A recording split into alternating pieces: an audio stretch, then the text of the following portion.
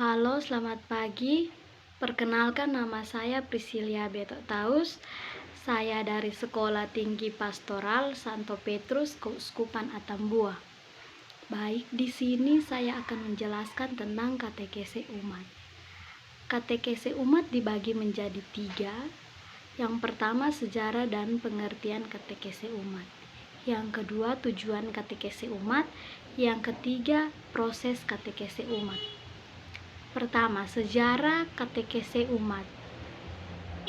Pertemuan kateketik Keuskupan se-Indonesia terjadi pada tahun 1977.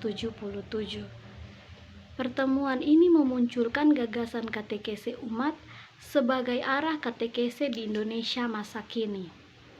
Pertemuan kateketik Keuskupan se-Indonesia yang kedua terjadi pada tahun 1980. Kembali ditegaskan gagasan katekese umat dari PPKI 1 agar lebih operasional. Pertemuan kateketik Keuskupan se-Indonesia pertemuan ketiga terjadi pada tahun 1984. Membahas tentang pembina katekese umat. Pertemuan kateketik Keuskupan se-Indonesia keempat terjadi pada tahun 2004. Masih berbicara tentang katekese umat. Pertemuan kateketik kedua menghasilkan rumusan katekese umat yang terdiri dari 6 hal pokok. Yang pertama, katekese umat diartikan sebagai komunikasi iman atau tukar pengalaman penghayatan iman antara anggota umat atau kelompok.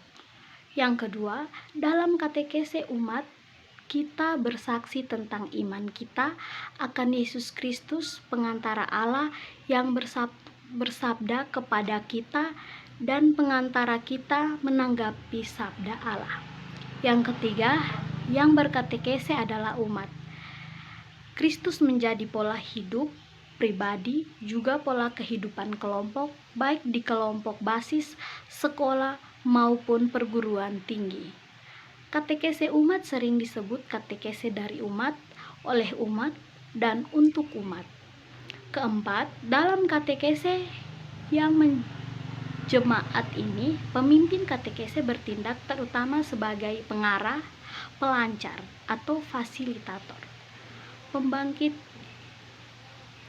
Membangkitkan gairah supaya para peserta berani berbicara, menciptakan suasana komunikatif. Yang kedua, tujuan katekese umat. 1. Membawa umat sampai pada perjumpaan pribadi dengan Kristus melalui perjumpaan hati dan budi dengan saudara-saudari seiman. Kedua, membentuk dan membina jemaat Kristiani, mengembangkan sikap-sikap dan karisma-karisma pribadi untuk melayani sesama. Ketiga, proses katekese umat.